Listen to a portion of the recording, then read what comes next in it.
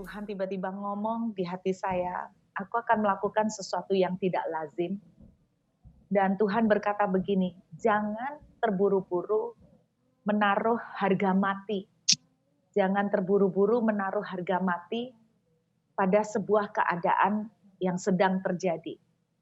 Saudara tahu harga mati artinya sudah tidak bisa ditawar. Harga mati artinya sudah tidak bisa berubah. Tapi jam 4 tadi Tuhan bicara, aku akan melakukan sesuatu yang tidak lazim, yang melampaui bahkan hukum alam sekalipun. Karena itu jangan terburu-buru menaruh harga mati pada sebuah keadaan. Saya diingatkan Tuhan, ada 2 cerita yang saya ingin bagikan kepada saudara malam hari ini. Cerita yang pertama diambil dari kitab Bilangan, pasal yang ke-27. Kitab Bilangan, pasal yang ke-27. Ayat yang pertama, sampai dengan ayat yang ke-3.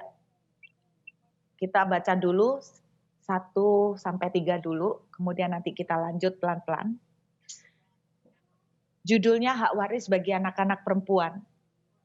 Kemudian mendekatlah anak-anak perempuan Selafehat bin Hefer, bin Gilead, bin Makir, bin Manasye, dari kaum Manasye bin Yusuf. Nama anak-anaknya itu adalah Mahla, Noah, Hogla, Milka, dan Tirsa.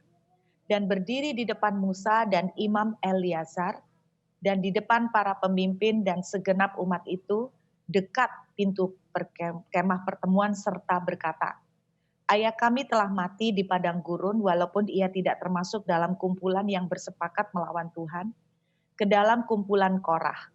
Tetapi ia telah mati karena dosanya sendiri dan ia tidak mempunyai anak laki-laki. Saya lanjutkan ayat 4. Mengapa nama ayah kami harus hapus dari tengah-tengah kaumnya? Oleh karena dia tidak mempunyai anak laki-laki. Berilah kami tanah milik di antara saudara-saudara ayah kami. Ayat 5 menuliskan begini. Lalu Musa menyampaikan perkara mereka itu ke hadapan Tuhan. Saya berhenti dulu sampai ayat ini. Saya jelaskan sedikit latar belakang dari cerita ini, saudara. Di dalam tradisi orang Yahudi, orang Israel, warisan itu tidak lazim diberikan kepada anak perempuan. Yang berhak menerima warisan selalu anak laki-laki.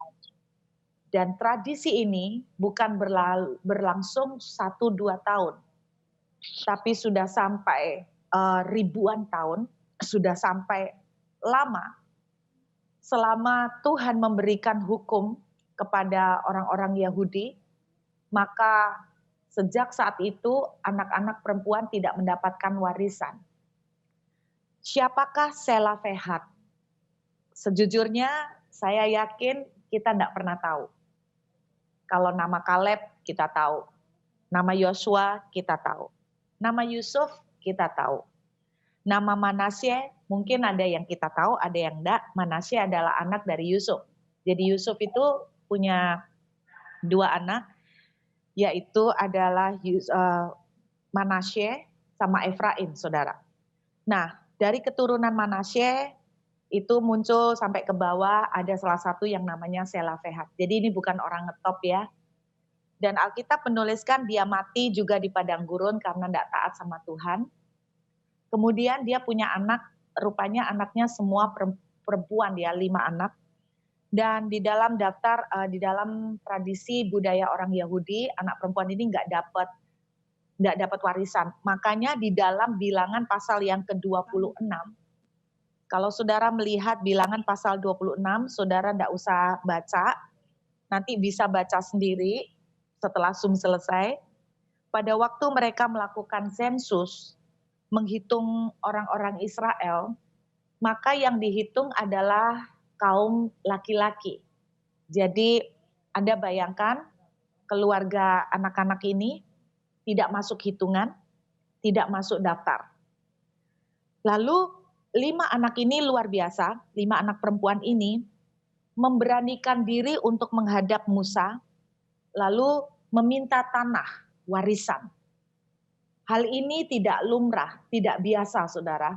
Dan sebetulnya kalau orang Sunda bilang agak pamali. Karena secara etika, secara budaya dari turun-temurun tidak pantas seorang anak perempuan meminta hak waris. Tapi coba yang mengagetkan apa perkataan Tuhan. Di ayat yang kita lihat ayat yang 6 ya. Musa menyampaikan perkara itu ke hadapan Tuhan, maka berfirmanlah Tuhan kepada Musa, perkataan anak-anak perempuan Selafehat itu benar. Perhatikan kata-kata ini. Perkataan anak-anak perempuan Selafehat itu benar. Tuhan bilang ya, memang engkau harus memberikan tanah milik pusaka kepadanya di tengah-tengah saudara-saudara ayahnya. Engkau harus memindahkan kepadanya hak atas milik pusaka ayahnya. Jadi lihat ya, saudara perhatikan, ternyata mengagetkan hukum atau budaya yang sudah tahunan, sudah ratusan tahun, yang mereka yakini sebagai hukum yang benar. Kemudian ada 5 orang anak perempuan yang dengan nekat memberanikan diri menghadap Musa, minta bagian warisan hak untuk mereka. Secara logika, mungkin kita akan mikir gini, wah ngelamak ini anak-anak, kurang ajar nih, tidak tahu aturan, pasti Tuhan akan murka. Tapi ternyata ayat 7 mengejutkan, Tuhan berkata begini, jadi kenapa anak-anak perempuan ini sepertinya kok berani nekat untuk minta bagian tanah? Sebetulnya, kenapa mereka berani? Karena mereka ngerti sebuah janji yang Tuhan berikan kepada Musa, kepada Abraham. Tuhan pernah bilang begini, semua keturunan Abraham itu berhak menjadi ahli waris. Waktu anak-anak perempuan ini maju ke hadapan Tuhan, ke hadapan Musa, sebetulnya apa yang membuat mereka berani? Karena mereka ingat apa yang Tuhan janjikan, bahwa yang berhak menerima warisan dari Abraham itu bukan cuman anak laki-laki. Kalau saudara pelajarin lagi kitab Kejadian, waktu Tuhan janji sama Abraham dan keturunannya, semua keturunan Abraham akan menjadi ahli waris yang sama. Tuhan tidak pernah bilang, Abraham, cuman anak-anakmu perempuan yang menjadi ahli waris. Cuma anakmu laki-laki yang menjadi ahli waris. Tuhan tidak pernah ngomong begitu. Tuhan ngomong semua keturunan Abraham itulah adalah ahli waris. Jadi anak-anak perempuan ini sebetulnya mereka itu ingat dengan perjanjian yang Tuhan berikan kepada Abraham pertama kali. Mereka ingat perjanjian Tuhan kepada nenek moyangnya. Dan mereka istilahnya begini, mereka mengklaim apa yang Tuhan sudah janjikan. Mereka bukan kurang ajar, mereka bukan tidak tahu aturan, justru mereka itu tahu posisi dan haknya bahwa Tuhan sudah pernah memberikan janji kepada nenek moyangnya bahwa semua keturunannya berhak menjadi ahli waris yang sama. Tidak peduli laki-laki, tidak peduli perempuan.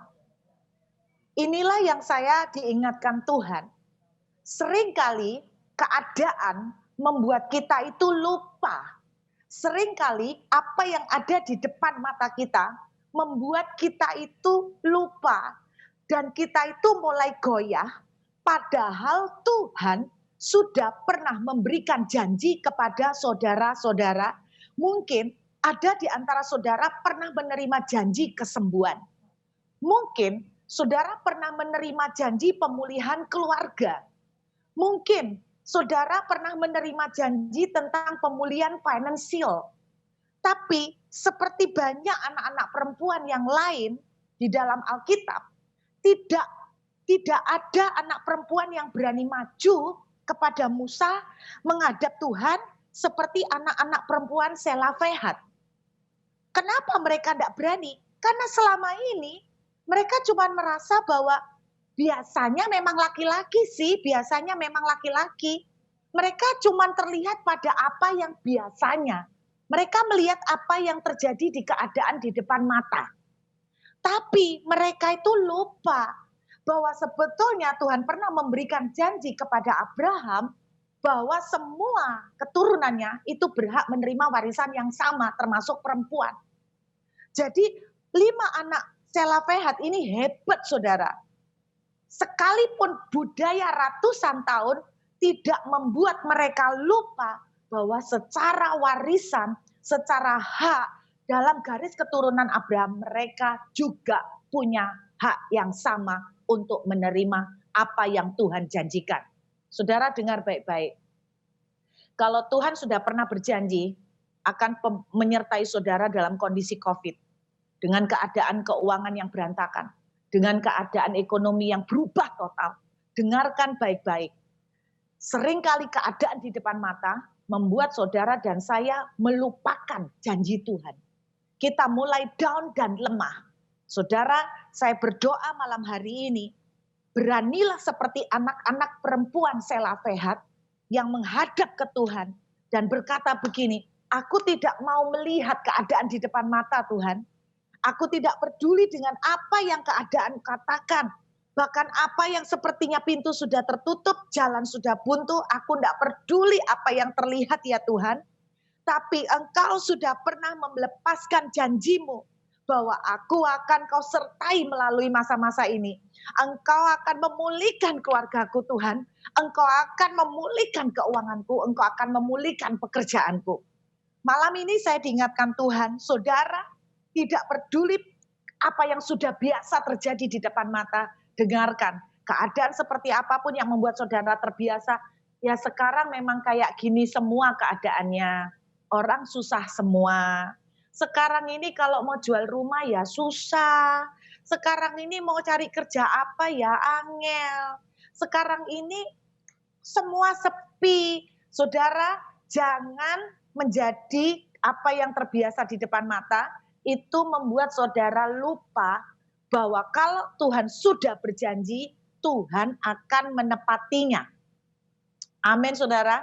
5 anak perempuan Selafehat, mereka bisa membuat sebuah perubahan di hukumnya orang Israel. Untuk pertama kali dalam Bilangan pasal 27, sejak ratusan tahun hukum itu selalu mengatakan bahwa hanya anak laki-laki yang menerima warisan. Tapi dengarkan, selalu ada celah sekalipun hukum sudah mengatakan tidak bisa anak perempuan terima warisan. Tapi Tuhan ada di atas hukum, yaitu setiap janji yang Tuhan berikan kepada saudara itu melampaui segala keadaan yang ada di depan mata. Kejadian kedua yang saya mau tunjukkan pada saudara adalah sebuah kejadian yang umum yang saudara sudah sering baca, yaitu Yohanes pasal yang ke-11. Yohanes pasal yang ke-11. Kita lihat sebentar saudara, Yohanes pasal yang ke-11. Kita lihat Yohanes pasal yang ke-11. Perhatikan ayat yang ke-23. Yohanes pasal 11 ayat yang ke-23. Yesus bilang ke Marta begini saudara, saudaramu akan bangkit. Jelas Tuhan ngomong, Lazarus akan bangkit. Tuhan memberikan janji, Lazarus akan bangkit. Amin saudara. Saya tidak tahu janji apa yang Tuhan berikan. Mungkin Tuhan pernah janji, ekonomimu akan bangkit. Pekerjaanmu akan bangkit. Pekerjaanmu tidak ditentukan oleh keadaan. Sebab yang menjadi pemberi berkat adalah Tuhan yang Maha Kuasa. Tapi kita lihat, waktu Tuhan bilang saudaramu akan bangkit. Tidak lama kemudian, Marta itu lupa. Coba lihat ayat 39 saudara. Kita lihat ayat 39 dari Yohanes 11. Yesus ngomong begini. Lihat ya, ayat yang ke-39. Kata Yesus, angkat batu itu. Saudara lihat jawaban Marta. Marta, saudara orang yang meninggal itu berkata kepadanya, Tuhan, ia sudah berbau, sebab sudah 4 hari ia mati. Perhatikan garis bawah ini kata-kata. Tuhan, dia sudah berbau, sebab sudah 4 hari dia mati. Saudara, kenapa Marta bisa ngomong begini? Sebetulnya juga bukan cuma karena baunya. Dalam kepercayaan orang Yahudi, saudara, dalam kepercayaan orang Yahudi, mereka tuh percaya kalau orang itu mati sampai 3 hari, itu rohnya masih keliaran di deket-deket. Jadi belum minggat jauh-jauh. Jadi istilahnya kalau mau dibangkitkan masih bisa, karena rohnya deket-deket, belum jalan jauh, masih di sekitar badannya, jasadnya. Tapi kalau sudah melewati 3 hari, mereka tuh percaya roh itu sudah istilahnya sudah pergi, entah ke neraka atau ke surga, pokoknya roh itu sudah jauh, jadi sudah tidak mungkin dibangkitkan. Karena itu, bagi kepercayaan orang Yahudi, kalau ada seseorang yang bisa membangkitkan orang mati dalam 3 hari, itu mereka menghormatinya sebagai nabi. Wah, nabi. Karena dianggap sakti ya, tapi cuma sebagai nabi. Karena rohnya masih berkeliaran, jadi masih ada possibility, masih ada kemungkinan. Tapi kalau sudah hari keempat, itu sudah impossible, sudah tidak mungkin. Istilahnya begini, nabi pun sudah tidak bisa. Satu-satunya orang yang bisa membangkitkan orang mati melewati hari ketiga, ketika rohnya sudah hilang, itu adalah Mesias. Nah, kenapa Yesus itu sengaja membangkitkan Lazarus pada hari yang keempat, nggak hari ketiga? Karena seperti yang saya bilang, nggak ada yang bisa membangkitkan orang mati melewati hari ketiga karena rohnya sudah pulang. Jadi satu-satunya yang bisa membangkitkan orang mati melewati hari ketiga hanyalah Mesias. Yesus mengizinkan kesempatan ini untuk memperlihatkan kepada mereka bahwa dia adalah Mesias. Tapi rupanya ini tetap tidak mencelikkan mereka ya saudara ya. Tapi intinya, kenapa Marta itu berkata Tuhan, dia sudah bau. Kenapa Marta bisa lupa bahwa Tuhan sudah pernah berjanji Lazarus akan dibangkitkan? Saudara dengarkan baik-baik. Kalau Tuhan sudah berjanji, Tuhan akan menepati. Tidak peduli keadaan bilang sudah tidak mungkin. Tidak peduli keadaan bilang sudah terlambat. Karena bagi Tuhan, dia bisa melakukan lebih dari waktu yang tidak mungkin sekalipun. Karena bagi Tuhan, dia bisa melakukan sekalipun apa yang menurut saudara dan saya sudah terlambat. Ini satu pesan Tuhan, jangan buru-buru menaruh harga mati sekalipun Lazarusnya sudah mati. Jangan buru-buru menjatuhkan harga mati kepada rumah tangga saudara, sekalipun saudara sudah melihat keadaan sepertinya tidak mungkin lagi diperbaiki. Jangan buru-buru menaruh harga mati pada sakit yang kita alami, sekalipun surat pernyataan dari berbagai medis mengatakan tinggal nunggu waktu. Saudara, saya tahu ngomong memang paling gampang daripada praktek. Beberapa waktu yang lalu, kira-kira 2 hari yang lalu, saya juga melakukan Zoom sama sebuah persekutuan doa. Saya cuma ingin membagikan sedikit apa yang waktu itu saya bagikan. Saya ini mendapat teguran Tuhan, saudara.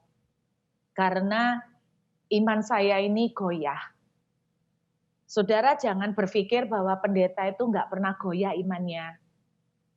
Iya, dari penampilan depannya.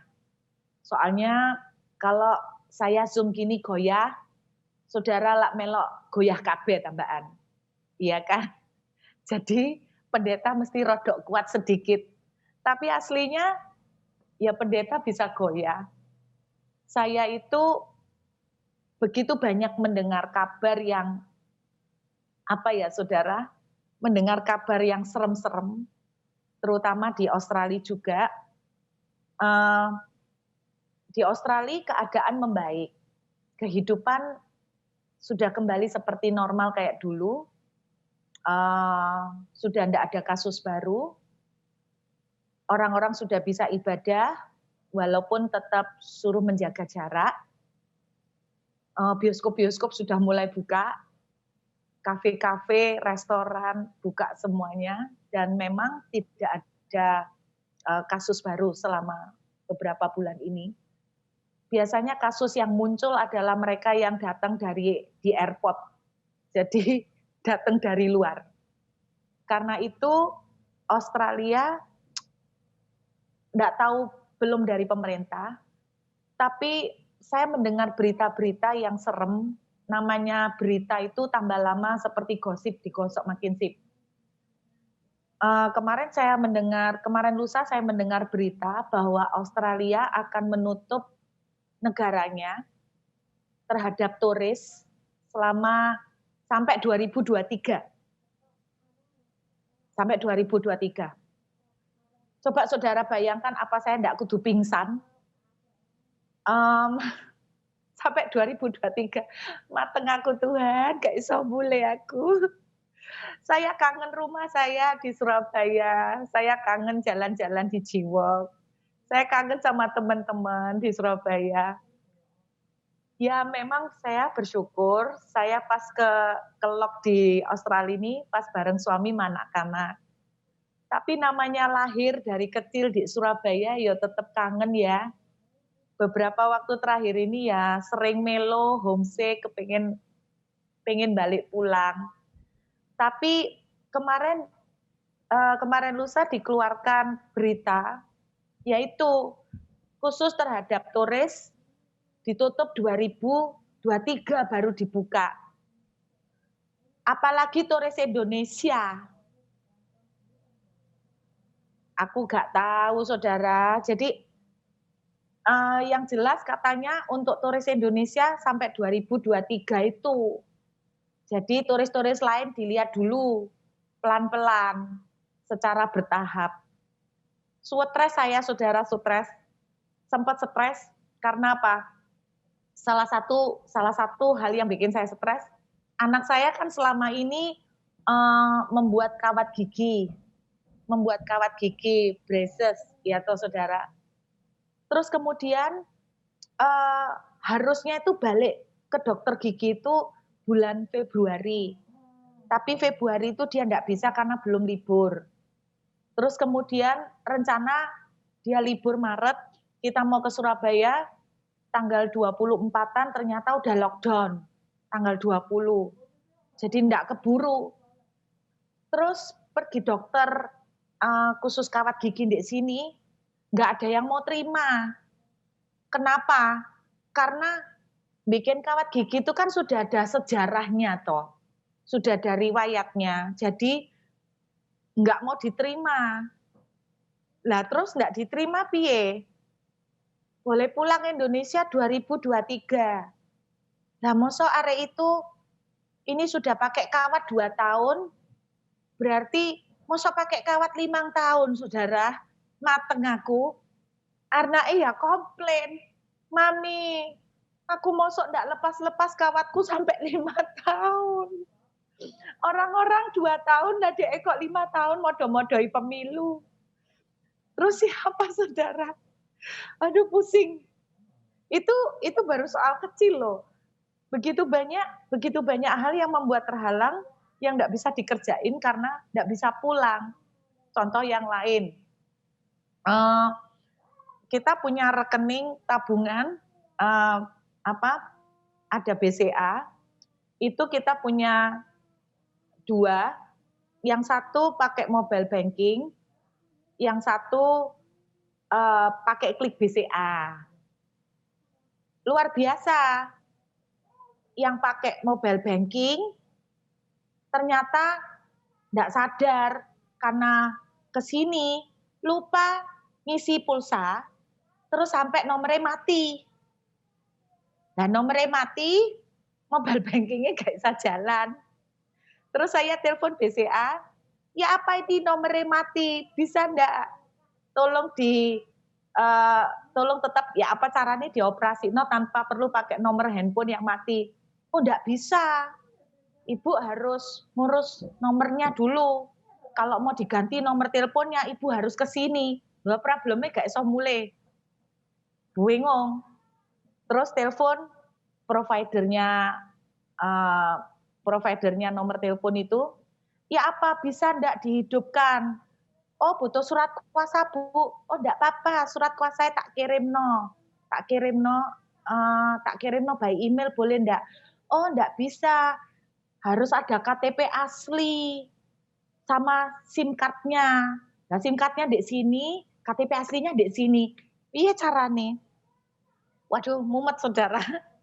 Akhirnya terbuka jalan sedikit. Ada temen yang ngirim no surat ke Indonesia. Tak nunutkan. Nah saudara, ternyata ngirim no surat tok $98. Setara dengan 980.000. Nah coba saudara bayang no, aku ngirim nomor untuk 980.000. Kata nih suamiku ya mending tuku nomor anyar. Jadi kok cek larang nomor 980.000. Tapi berhubung nunut, jadi ya untung nunut. Nomornya dihidupkan.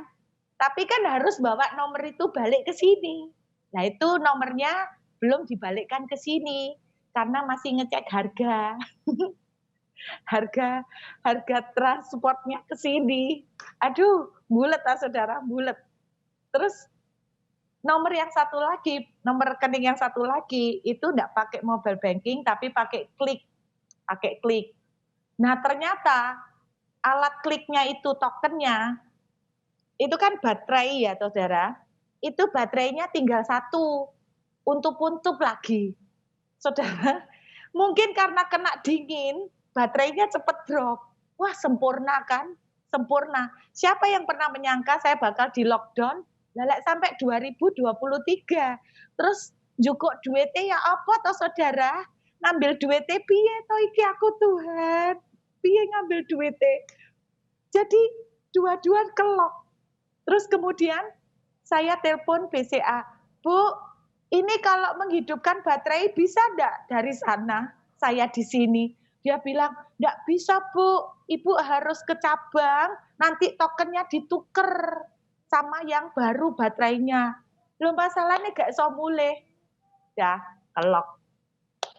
Haleluya, saudara. Jadi saya benar-benar di Sungai Kerit ini, saudara. Seperti sulit untuk kontak dengan dunia luar. Saudara, secara logika, apa yang di depan mata seperti jalan buntu semua. Tapi ini ada sebuah kesaksian sederhana, saudara. Kemarin, intinya hari persis tanggal 4, tanggal 3, saudara. Tanggal 3. Saya itu harus membayar uang sekolah. Saya harus membayar uang sekolah cicilan. Dan itu nilainya cukup besar. Sekali lagi, saya tidak punya akses untuk ambil uang, karena uang semua saya taruh ke sana. Saudara, saya pengen ngomong gini, Tuhan, besok tuh deadline bayar uang sekolah. Iki piye carane toh Tuhan, ya apa? Wes seperti kelok semua, saudara. Aku kan tidak mungkin pinjem orang duit toh ya. Nanti aku pinjem duit ya, nanti 2023 lek mulai tak balik. No. Terus gak mungkin lah saudara. Ngisi-ngisi nih. Saudara tuh saya cuma berdoa, Tuhan, aku ini butuh duit untuk bayar. Tuhan tolong Tuhan. Iki piye toh Tuhan. Ingat saudara, Tuhan itu sudah janji gini. Kalau Tuhan sudah janji akan menyertai, sebelum saya membawa anak-anak saya ke sekolah di Perth, Tuhan sudah berjanji, aku akan memelihara kamu dan anak-anakmu. Tiba-tiba, pintu diketuk orang, pintu di depan diketik orang, ketukannya keras. Terus buka, seorang jemaat. Dia bilang gini, Ibu pendeta, saya ini tadi sudah di kasur. Saya tiba-tiba dengar Tuhan bicara. Ganti baju, pergi ke rumahnya Ibu Ruth. Tuhan, iki wis malam, jam 9, saudara. Orang di sini tuh sungkan bertamu malam-malam. Tuhan, ini wis malam, ndak enak. Besok ayo, ndak bisa besok, harus sekarang. Kamu ganti baju, pergi ke rumahnya Ibu Ruth, masukkan uang, jumlahnya sekian ke dalam amplop, kasihkan Ibu Ruth. Jadi jam 9 lebih, pintu diketuk, saya kaget sopo malam-malam datang, terus kemudian dia kasihkan amplop, saya bilang, loh kenapa kamu kasih ini? Nggak tahu Bu Pendeta, katanya Tuhan suruh sekarang.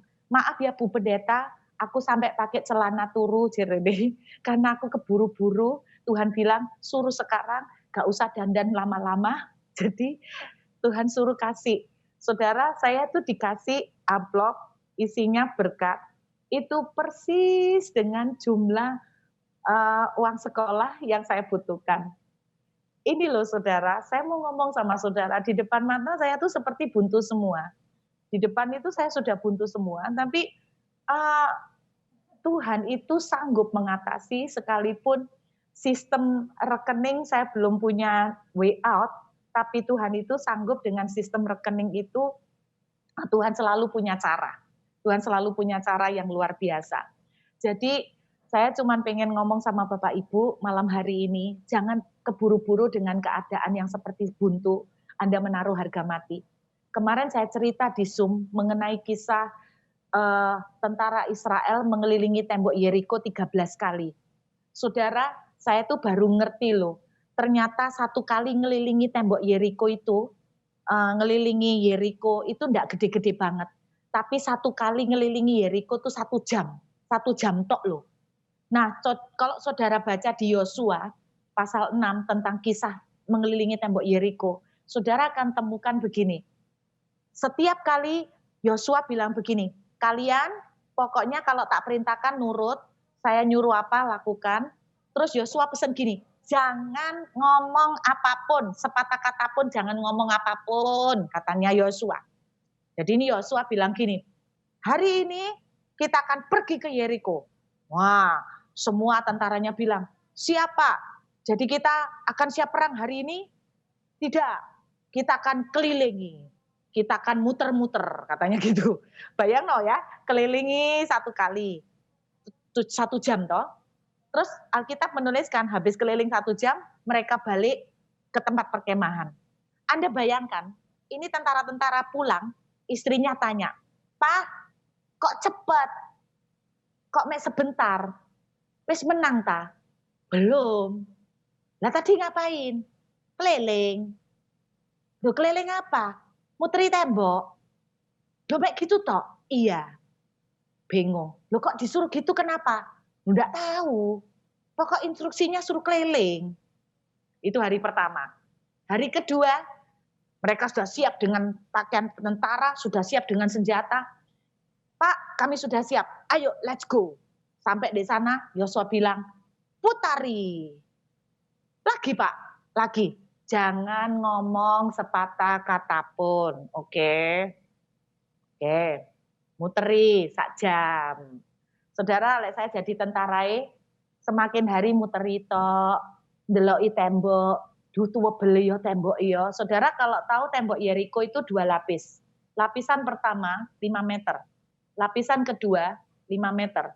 Antara lapisan pertama dan lapisan kedua ada gang 3 meter. Anda bayangkan, mereka kerjanya cuma muteri sehari sekali. Bayang no, ini yang saya bayangkan saya jadi tentara. Nggak boleh ngomong toh, tapi batin boleh kan? Batin boleh toh. Aku pasti batin gini. Mateng kon, tembok cek tuwa beli ro. Ya apa iki?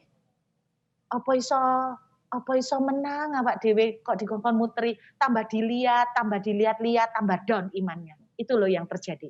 Tambah dilihat-lihat, tambah down. Dilihat-lihat, tambah down. Besoknya, terus setelah muteri sekali, pulang lagi. Istrinya tanya, iya apa-apa, kok cepet lagi hari ini? Wis menang tak? Belum. Loh kok belum? Ya belum. Loh tadi memangnya apa? Muteri. Muteri lagi? Iya. Lah apa sih Pak kok muter-muter terus? Ya gak ero. Lah kapan menangnya? Ya ndak tahu. Lah sampai kapan mutere? Ya ndak tahu. Kalau Anda baca, mereka tuh tidak langsung dikasih Tuhan instruksi dari hari pertama, kalian mutero 6 hari, sehari sekali, nanti hari ketujuh 7 kali itu mereka ndak dikasih tahu loh Saudara. Itu Tuhan ngomong ke Yosua. Terus kemudian Anda bayangkan sampai hari ketujuh mereka dibilang gini, kita akan turun, hari ini perang ya Pak, ini seminggu loh Pak. Tidak, kita muteri. Muteri lagi Pak? Iya, tapi hari ini 7 kali ya, jadi 7 jam muteri Yeriko. Anda bayang no 7 jam, ngeliai tembok tidak ada roboh sama sekali. Saudara, pernahkah Anda merasakan, kita ini kayak orang muteri tembok Yeriko, kapan menangis? Kita ini seperti muteri janji Tuhan. Kapan ya janji Tuhan kok belum? Katanya Tuhan mau berkati aku kok belum ya? Katanya Tuhan mau memulihkan keluargaku kok belum ya? Coba saudara bayangkan kita persis tentara Israel kayak orang bodoh. Tuhan bilang, putri nak, putri meneng. Mungkin orang sudah bodoh-bodohin, mana katanya mau menyerahkan Yeriko. Lah kok sih muter-muter? Iya gak roh, muter terus. Diputeri lagi.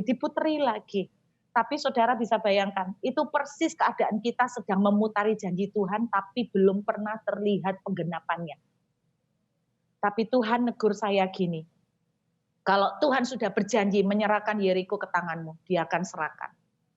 Seandainya orang Israel pada hari ketujuh mereka lelah 7 jam memutari, kemudian mereka berhenti, maka mereka tidak akan melihat tembok Yeriko dirobohkan.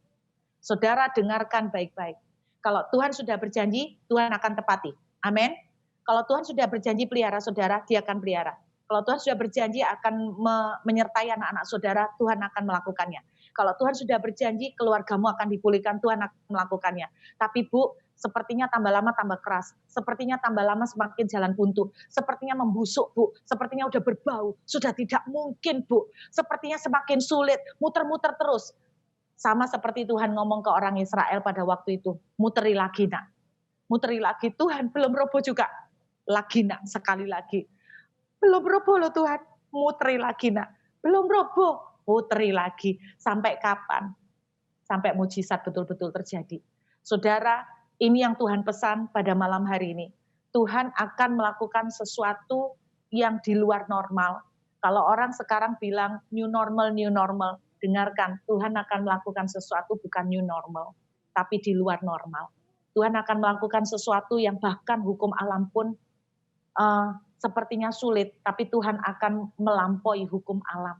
Mungkin hukum alam berkata sudah busuk, sudah membau, tapi Tuhan mampu melakukan sesuatu yang sudah busuk sekalipun. Rumah tangga yang sudah seperti membusuk sekalipun, tidak ada yang terlalu sulit buat Tuhan. Sekalipun jalan seperti tertutup 100%, seperti mati rasanya, saudara dengarkan baik-baik, kelilingi lagi. Jangan menyerah, jangan berhenti. Jangan menyerah, jangan berhenti. Pandang janji Tuhan. Jangan seperti Marta yang lupa dengan janji Tuhan.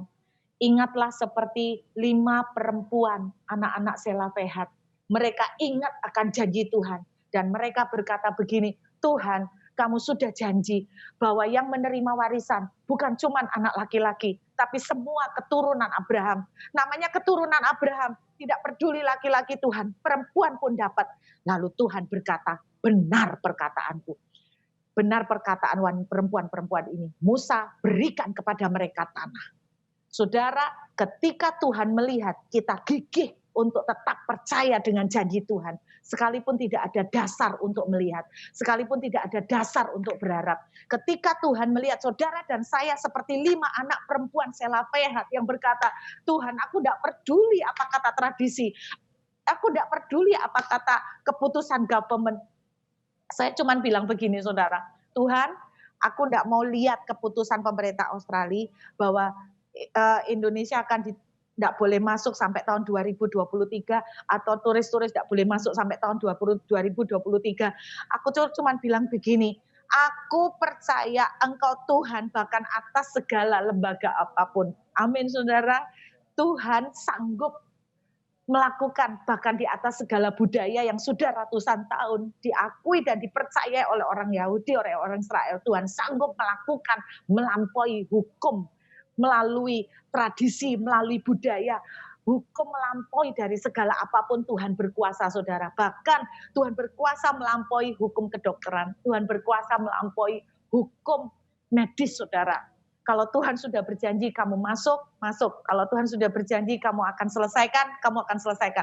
Kalau Tuhan sudah berjanji kamu akan lewati ini dengan kemenangan, kamu akan lewati kemenangan. Satu pesan Tuhan malam hari ini, jangan menyerah saudara, jangan menyerah. Ambil dan berdirilah seperti 5 anak perempuan Selafehat yang sekalipun di depan mata melihat Lazarus mati, sekalipun di depan mata hukum sudah menuliskan bahwa tidak boleh anak perempuan terima warisan. Tapi saudara hidup bukan karena budaya, saudara bukan hidup berdasarkan keadaan yang terjadi, yang sekarang terjadi. Saudara hidup berdasarkan apa yang keluar dari mulut Tuhan. Kalau Tuhan sudah bicara, Tuhan akan menepatinya, saudara. Saya berdoa malam ini jadilah seperti anak-anak Selafehat. Mereka bukan anak-anak terkenal. Nama mereka pun tidak ada yang terkenal. Tapi dengarkan baik-baik. Mereka tahu apa yang mereka punya. Saudara dan saya, kita punya sesuatu yang jauh melampaui semuanya. Janji Tuhan. Amin. Kalau Tuhan sudah janji, Tuhan akan tepati. Tidak peduli keadaan sudah busuk. Saya berdoa, jangan goyah. Jangan goyah. Kuatkan dan teguhkan hatimu. Seperti tentara orang Israel. Kelilingi saudara. Belum menang ya Pak? Belum. Terus ya apa? Kelilingi lagi. Belum menang? Belum. Kelilingi lagi. Wah bodoh kowe mosok keliling-keliling. Kapan menangi? Saudara, Tuhan ngomong sama Yosua, suruh mereka diem. Kalau saudara down, goyah, diem. Jangan ngomel, jangan sambat, jangan ngeluh. Nanti semakin akan panjang perjalanannya. Jadi kalau melihat berita, dengar kabar, peraturan begini-begini, orang memprediksi ekonomi akan hancur, orang memprediksi keadaan akan sulit sampai sekian tahun. Tapi saya mau bilang, anak-anak Tuhan, saudara dan saya, kita hidup punya satu pegangan, yaitu janji Tuhan. Saya berdoa seperti 5 anak Selafehat.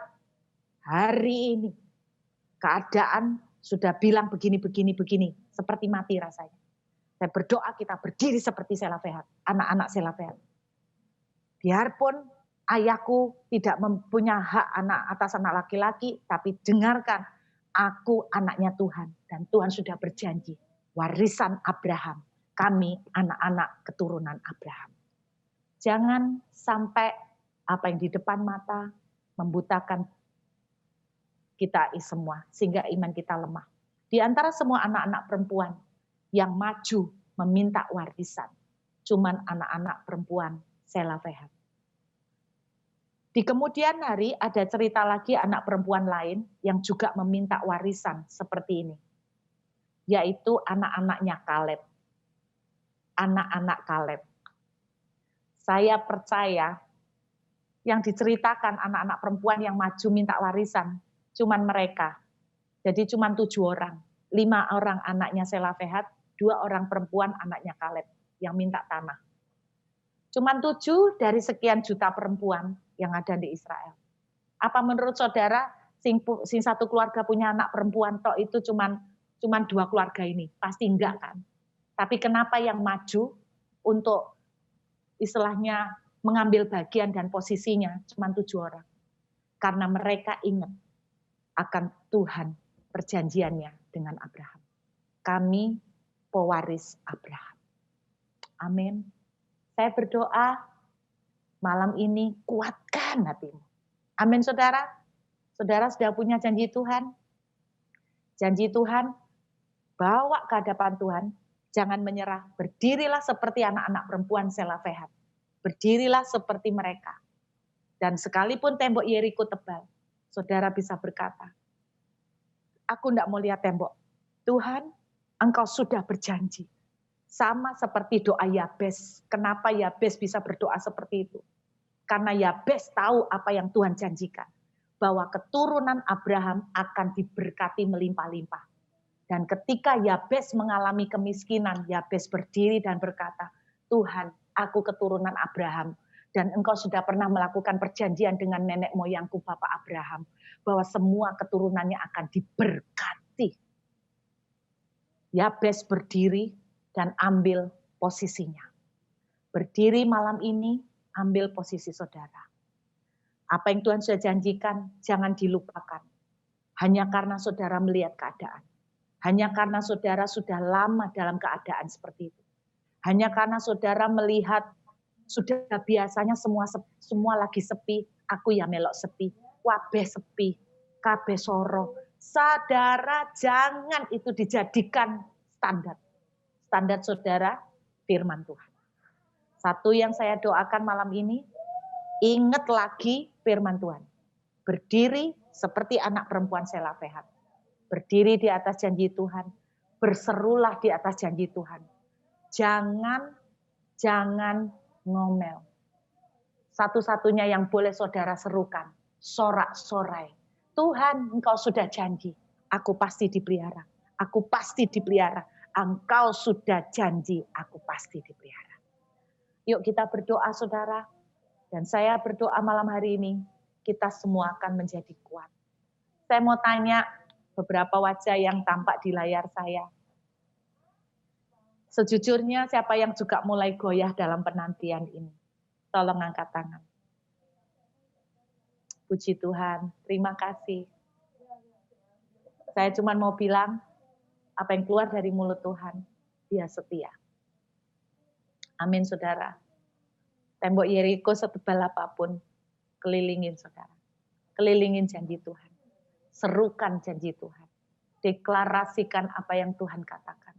Jangan mengucapkan keluhan, tapi sebaliknya perkatakan, Tuhan, Engkau sudah melepaskan janji. Biarlah kita jadi seperti Abraham. Sekalipun tidak punya dasar untuk berharap. Abraham tetap berharap. Kenapa? Karena Abraham percaya Tuhan berkuasa melakukan apa yang Dia janjikan. Jadi harapan Abraham cuma satu, janji Tuhan. Apapun keadaannya, saudara tidak pegang keadaan. Saudara harus pegang janji Tuhan. Yuk kita berdoa. Bapak, kami berdoa bersatu hati malam hari ini. Aku berdoa buat semua anak-anakmu yang ikut Zoom, dimanapun mereka ada di rumah mereka masing-masing.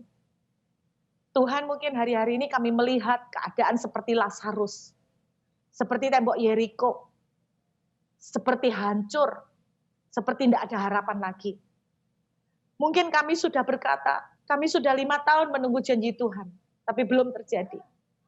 Mungkin ada di antara kami yang berkata, kami sudah sekian tahun menunggu. Mungkin di antara kami bahkan ada yang berkata, kami sudah mendengar vonis dokter seperti ini. Kami sudah tidak ada jalan yang lain. Saudara dengarkan baik-baik. Jam 4 tadi Tuhan bicara. Aku akan melakukan sesuatu yang tidak lazim. Sesuatu yang tidak lazim. Sesuatu yang melampaui dari hukum alam sekalipun. Aku akan melakukan sesuatu yang tidak lazim. Tuhan katakan, kuatkan dan teguhkan hatimu. Tetaplah teguhkan hatimu untuk pegang janjiku, nak. Kelilingi lagi. Tuhan kok belum beroboh, kelilingi lagi. Jangan berhenti, jangan menyerah. Don't quit, jangan berhenti, jangan menyerah. Sorakkan janjiku, sorakkan kemenangan anakku. Saudara, bagian saudara dan saya dalam malam hari ini kita diberi kekuatan. Biarlah kekuatan iman percaya bangkit kembali di dalam kami masing-masing. Tuhan, Engkau melihat setiap air mata anak-anakmu. Engkau melihat tangisan mereka. Dan aku berdoa di dalam nama Yesus, kekuatan iman yang baru terjadi buat kami semua malam hari ini.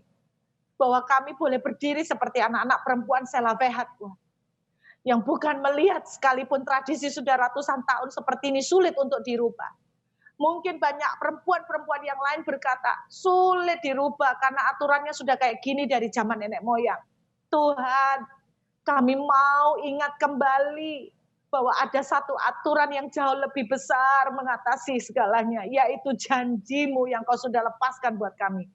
Karena itu biar kami malam ini berdiri Tuhan, di atas dasar janji-Mu, kami percaya Tuhan, Lazarus akan dibangkitkan, kami percaya Tuhan, hak waris itu akan terjadi buat kami. Kami percaya Tuhan, Engkau berkuasa untuk melakukan apa yang Kau janjikan seperti Abraham. Kuatkan iman kami semua malam ini, dan aku katakan di dalam nama Yesus, semua kebimbangan menyingkir dalam nama Yesus, dan aku katakan janji-Mu ya dan amin. Janji-Mu ya dan amin. Langit bumi bisa berlalu, satu titik dari kebenaran firman-Mu tidak akan ada yang goyah Tuhan, tidak akan ada yang gagal. Terima kasih Bapak. Biarlah damai sejahtera, kekuatan, dan api yang membara bangkit kembali di dalam roh anak-anak-Mu, bernyala-nyala untuk tetap berharap. Apa yang keluar dari mulut Tuhan sekalipun sudah sepertinya terlambat, sudah lewat membusuk Tuhan, sudah 4 hari melewati yang tidak mungkin. Tuhan, Engkau mampu mengatasinya. Tuhan, Engkau sudah katakan pada hari ini, Engkau akan melakukan sesuatu yang tidak lazim, apa yang tidak dibayangkan oleh pikiran kami. Karena pikiran kami cuma membayangkan apa yang sudah biasa terjadi. Apa yang tidak pernah termunculkan dalam pikiran kami. Apa yang tidak pernah kami dengar, tidak pernah kami lihat. Itu yang akan terjadi buat kami. Yang percaya akan terjadi buat kami. Yang percaya, yang tidak menyerah, yang tetap percaya dan tidak menyerah. Terima kasih Bapak. Biarlah firman-Mu malam hari ini boleh menjadi kekuatan baru, boleh menjadi iman yang menguatkan kami semua. Terima kasih Bapak. Hamba menyerahkan semua anak-anak-Mu, damai sejahtera-Mu melingkupi kami semua. Dalam nama Tuhan Yesus yang percaya sama-sama katakan, amin.